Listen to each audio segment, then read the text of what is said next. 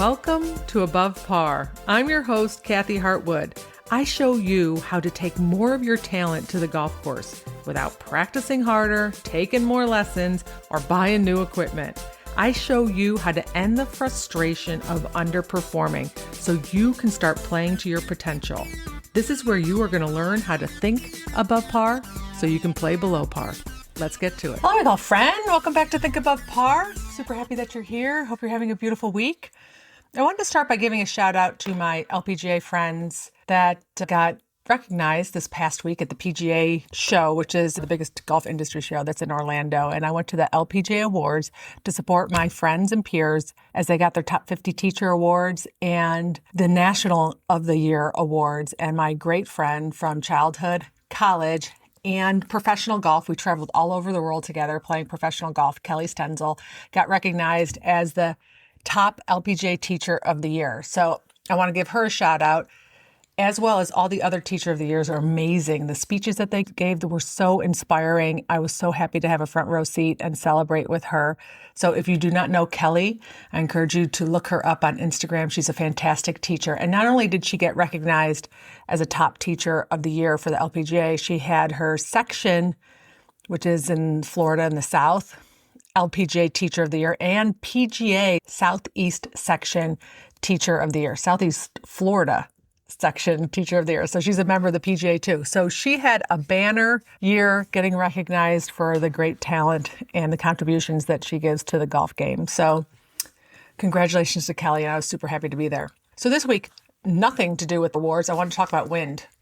And I don't even know how to make a connection between the two. But I had a client, a young girl who was playing in a tournament, asked me to help her with managing her mind relative to wind. She goes, I need help trying to figure out how to get around a windy day because she struggled. And so I asked her to give me an example of what she struggled with relative to wind. And she said she hit it behind a tree and then she got a penalty and knocked it up there about a foot. And by the time she got up there, the wind had rolled it back about 30 feet. And she was really angry and then she was upset and then it affected her next couple of holes. And she says, what do you do in that situation? And so I want to talk specifically about wind because there's so many things in golf that are not controllable relative to weather. So I could talk about playing in cold temperatures. I could talk about playing in wet conditions.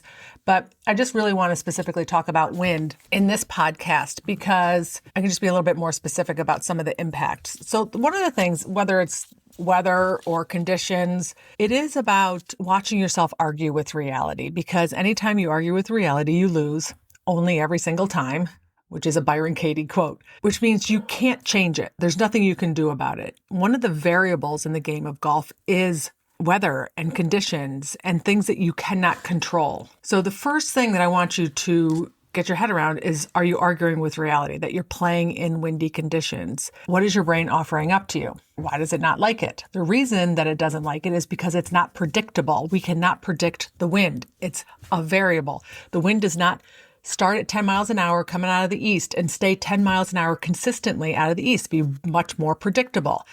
Sometimes it's 15, sometimes it's 5, sometimes there's none, and it can change directions, right? So it's unpredictable. And because it's unpredictable, we don't feel like we have control, which we don't.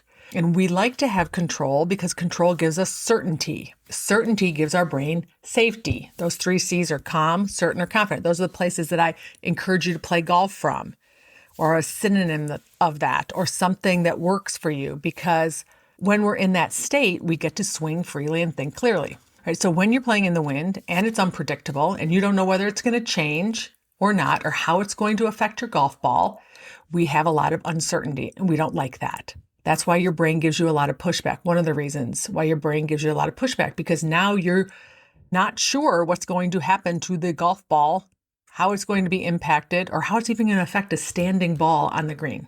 Fast greens and wind is going to affect the ball on the greens. And when situations like that happen, they create a lot of frustration because one of the ways that we get frustrated on the golf course is when we feel like a wrong has happened. There's an injustice that has been served. And that ball getting pushed back after a great shot, a chance to save par, and the wind did that to our golf ball, that doesn't seem very fair. And then we get frustrated. We got to recognize that. It is frustrating. I'm not arguing with that part about it. It's for sure going to be frustrating. anticipating that you're going to have moments on the golf course that are going to be super frustrating and that you're going to be aggravated and that you can't predict and that you didn't anticipate. You're going to take a 7-iron out and you're guessing if it's a 1-club wind or a 2-club wind. It's a guess to begin with. And is it going to continue blowing? Because if it stops, then you might fly that ball over the green.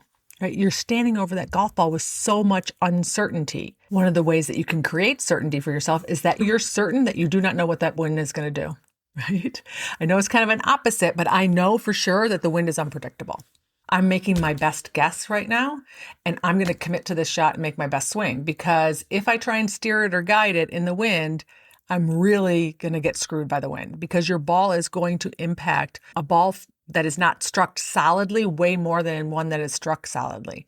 So you want to stand over that ball and commit as best you can, understanding that you can't predict what's going to happen.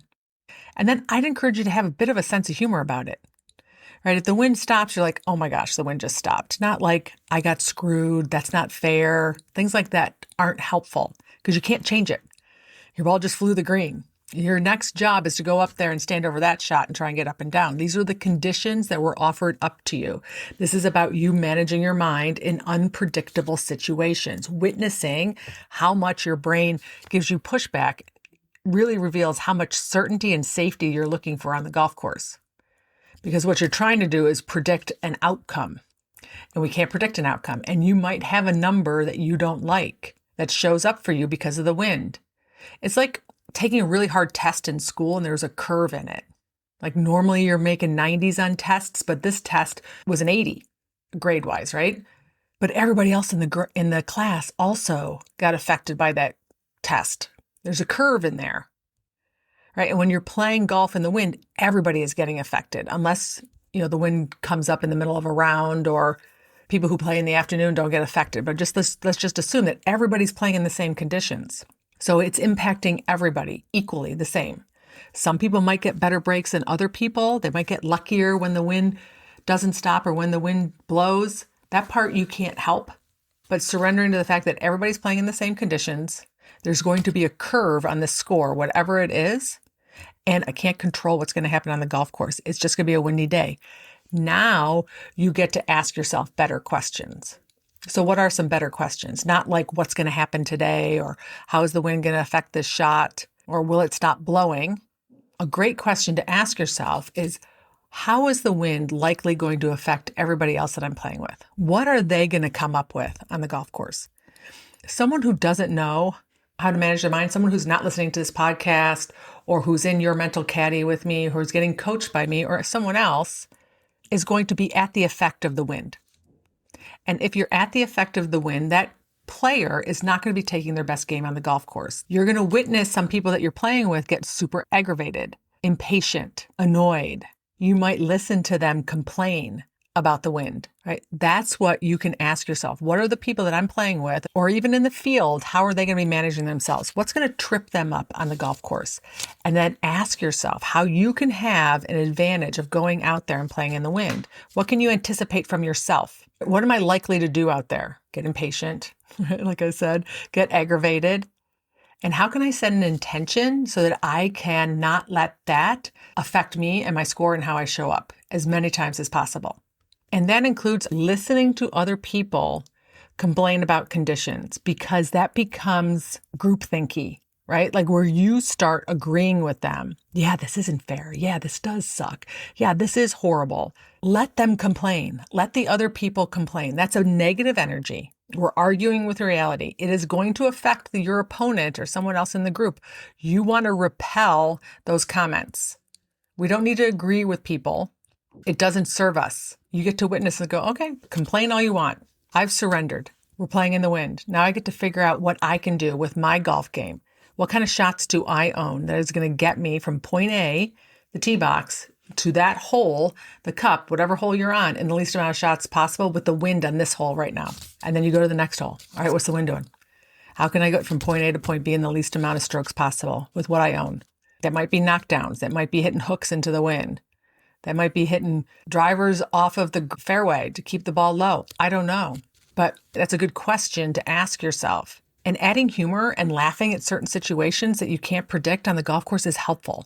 It's not funny. It's not fun to have your ball roll 30 feet back, but there's not a dang thing you can do about it. So how can I make this a little lighter so that I can maintain my patience, which is one of the hardest things to do when you're playing in windy conditions, is to maintain your patience from the first hole to the last hole in the wind. Because there are going to be some things that are going to irritate the crap out of you while you're out there. And you get to make the wind and the results from the wind as neutral as you possibly can. All right, my friend. So we're going to stop arguing with reality about the wind. The wind is the wind. It's unpredictable. And of course, your brain doesn't like that because it creates a lot of uncertainty for you. Figure out ways to create more certainty for your brain, more safety in anything that you do relative to the game of golf. Just list as many things as you can be certain about to calm your brain down. Understand that everybody has to play in the same conditions, so it's affecting everybody. Even if you don't see them and they're not in your immediate group, it is affecting everybody the same way. Some people are going to get luckier than other people. That's part of it. And there are going to be moments out there that don't feel fair. You'll know that when you get frustrated. And the sooner you can get back to and pivot back to something that's going to help you swing freely and think clearly, you are going to excel on a day like that. And understand that if you're used to shooting 75 and you shoot 78 on a windy day, or you shoot 82 on a windy day, that does not mean your game has gone south. That's the curve of wind, and it's going to affect everybody. Of course, until there's that one person who just played out of their mind. That always happens. It breaks a curve. It's kind of like, right, in school, when everybody's got an 80 on the test or a C on the test, and there's that one person who got an A and they screw up the whole curve. That could happen. But all right, my friends, playing in the wind, we're going to do it if we play enough golf, but how you manage your mind on it so that you're not at the effect of it is what's going to really help empower you out there. And so set an intention on how you can best manage your mind, what to predict from yourself out on the golf course, right? So that you can enjoy your experience more, right? I'd love to see inside your mental caddy where we talk about all these things on some of the live calls and go through monthly transformations. You can go to yourmentalcaddy.com. In the meantime, have a beautiful week, and I'll talk to you next Wednesday. Bye.